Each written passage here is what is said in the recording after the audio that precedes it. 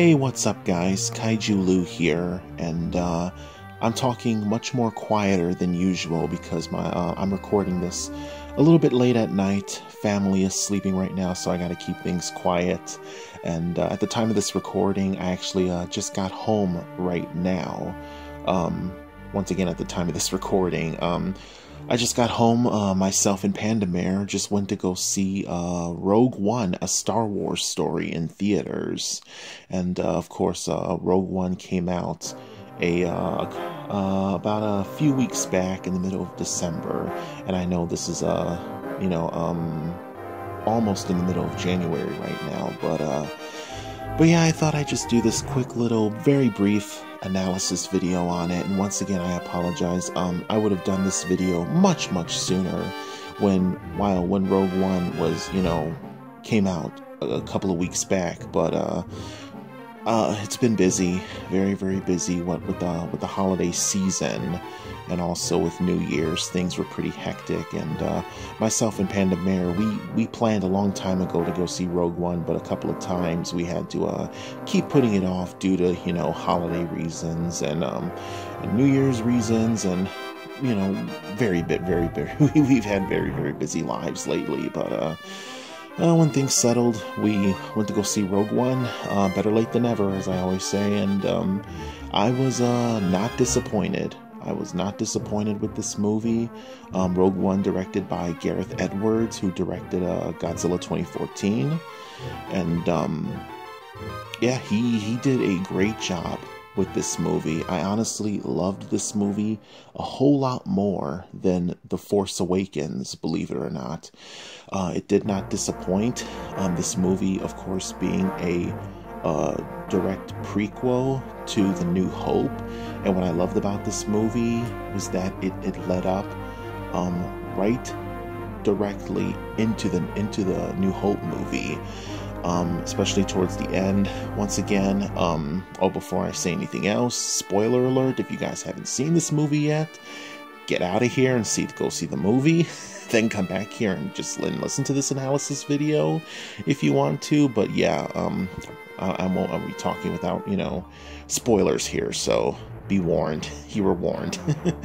But yeah, the ending, when it led up into New Hope, right at the start of it, that was really cool. And it was a very cool story about the story of Jyn and her crew of rogues, and her father being the chief scientist and creator of the legendary iconic Death Star in the old Star Wars movies. And this whole movie was about stealing the Death Star plans, which was what set the premise for A New Hope. And obviously, and it just talked about that struggle and everything that they've gone through, and what the Rebel Alliance sacrificed just to get these plans. And it was very good.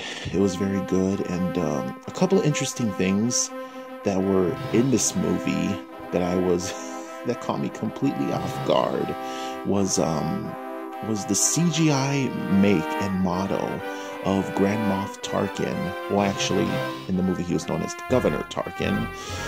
But yeah, they had Tarkin in the movie, but the whole character himself was CG, and they had it completely in the image and likeness of the late great Peter Cushing, the man who played Tarkin in the original Star Wars film A New Hope.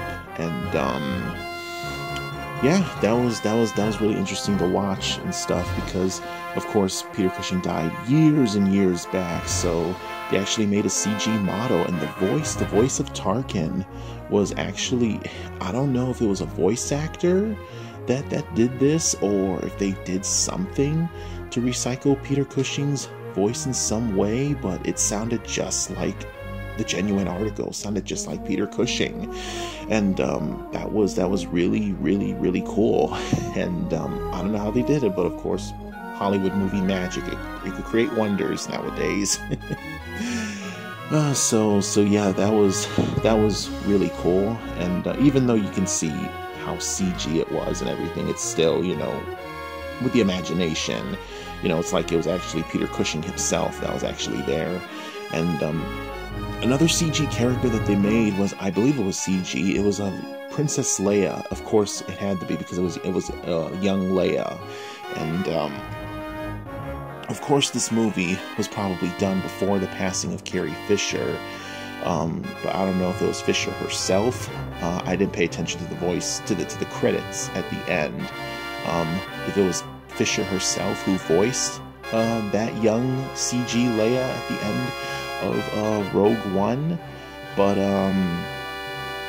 But yeah, this kind of makes me wonder too, what with, you know, the recent passing of Carrie Fisher, and myself and Sega Sean from our most recent podcast had, you know, when we brought it up, had wondered, like, what are they going to do now for the main Star Wars movies that are coming up, you know, episode 8 and 9, because they didn't kill off of Princess Leia, so she's obviously supposed to be meant to be in the future films, but we don't know how it's going to work now. Are they just going to kill her off in episode 8 at the beginning? Are they going to have a stand-in, or are they going to replace her with an entirely different actress, which I highly doubt.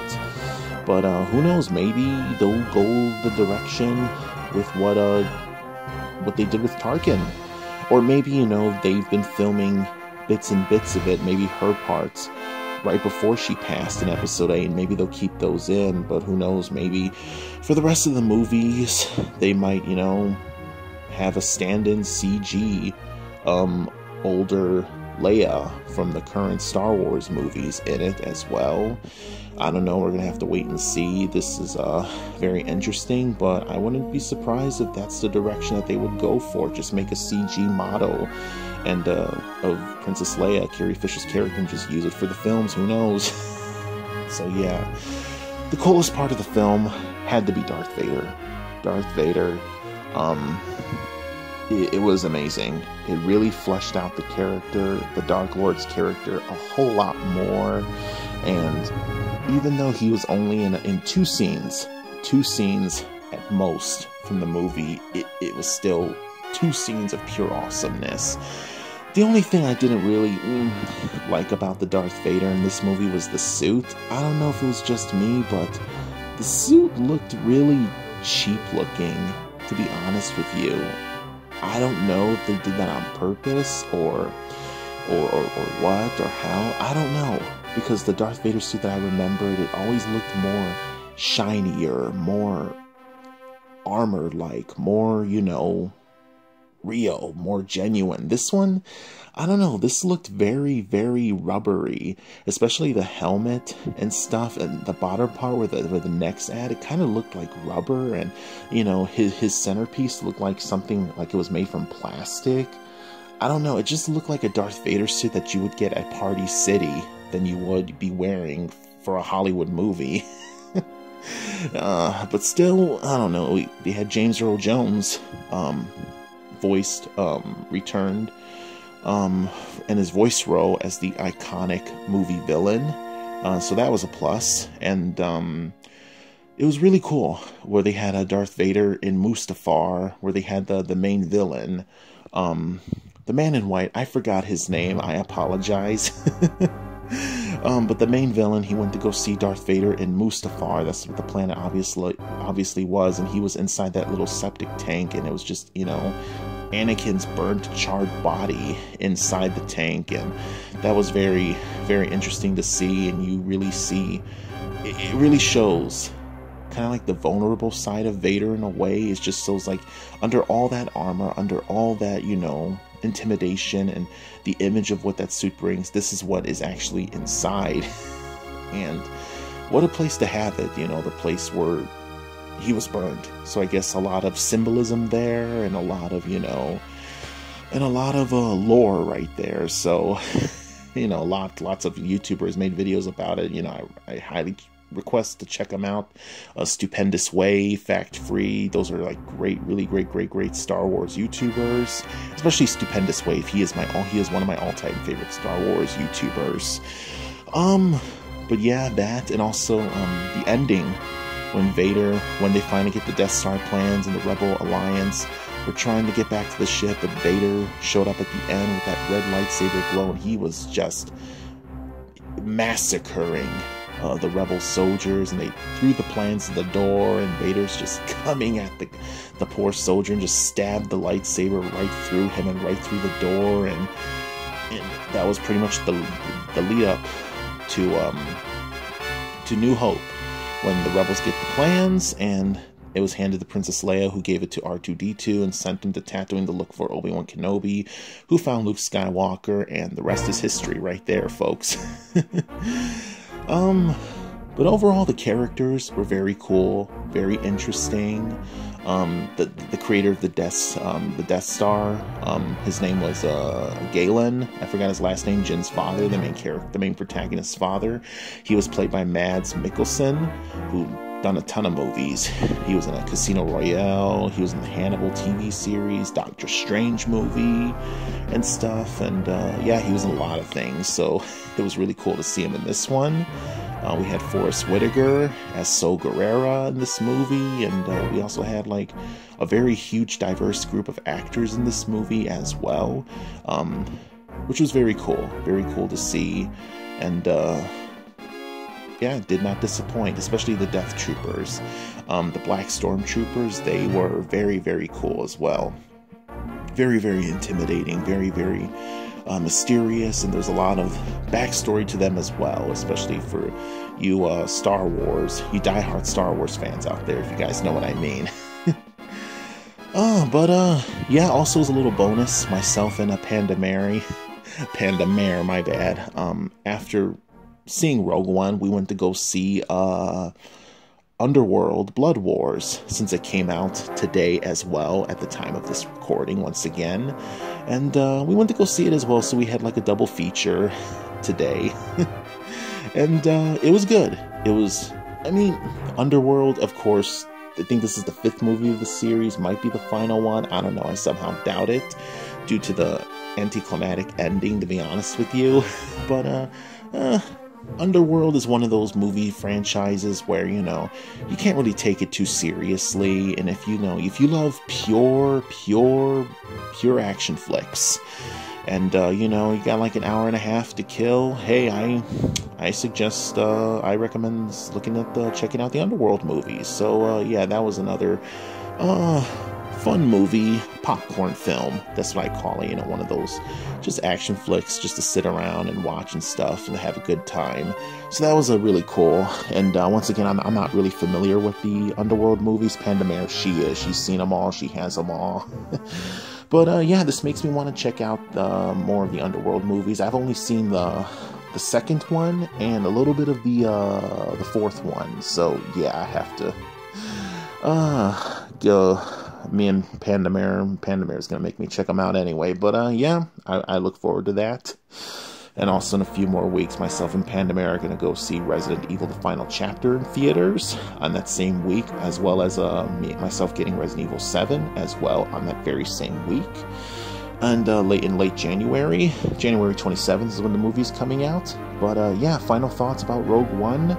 Once again, in this very brief analysis, I thought it was great, loved it all around, and once again, Gareth Edwards, I take my hat off to him. Great director, did a great job with Godzilla, and as well as doing a great job in this Star Wars movie. And this really gives me hope for the future Star Wars movies, especially to future spin-off films, because I heard they're going to make more of these individual spin-off movies that are based on certain characters in the Star Wars universe, like I keep hearing a future Boba Fett film and a future Obi-Wan Kenobi film. Hopefully, I would love to have an Obi-Wan Kenobi film, just all about the character after the events of Revenge of the Sith. And but yeah, you know, also episodes 8 and 9 of the main series, I can't wait to see. But yeah, this gives me hope. This gives me hope for the future of the Star Wars spin-off movies, and I can't wait to see more in sometime in the near future. Once again, you know, thank you guys so much for listening to this late night analysis of mine for Rogue One: A Star Wars Story. And on this roguish Nah, that's very cheesy. On this, I don't know. On this, forceful, on this late night note, I don't know, I'm tired.